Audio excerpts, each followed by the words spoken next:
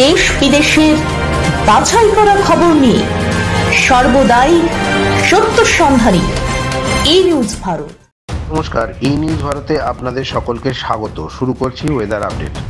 দক্ষিণবঙ্গের একাধিক জেলায় বৃষ্টির জেরে সৃষ্টি হয়েছে বন্যা পরিস্থিতি। এর মাঝে জোড়া নিম্নচাপ বলয়ের প্রভাবে সোমবার থেকে আমূল বদল হবে আবহাওয়ার। বৃষ্টিতে ভাসবে দক্ষিণবঙ্গের একাধিক জেলায়। কলকাতা সহ হুগলি, হাওড়া, ২ পরগনা, পশ্চিম মেদিনীপুর, বাঁকুড়া ভারী বৃষ্টির সম্ভাবনা থাকবে। আবহাওয়া দপ্তরের পূর্বাভাস অনুযায়ী বঙ্গোপসাগরে সৃষ্টি জোড়া ঘূর্ণাবর্ত সোমবার নিম্নচাপে পরিণত হবে, যার জেরে আবহাওয়ার আমূল পরিবর্তন লক্ষ্য করা যাবে। বজ্রবিদ্যুৎ সহ মাঝারি থেকে ভারী বৃষ্টির পূর্বাভাসের কথা জানিয়েছে আবহাওয়া অফিস।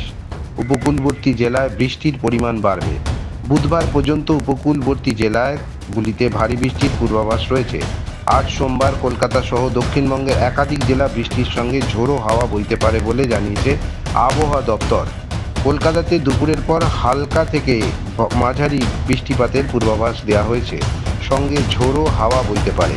আজ দক্ষিণবঙ্গের সব জেলাতেই বৃষ্টির সম্ভাবনা থাকছে বলে বাঁকুড়া, পুরুলিয়া, পশ্চিম মেদিনীপুর ভারী বৃষ্টির সম্ভাবনা রয়েছে বলে জানিয়েছে আবহাওয়া দপ্তর।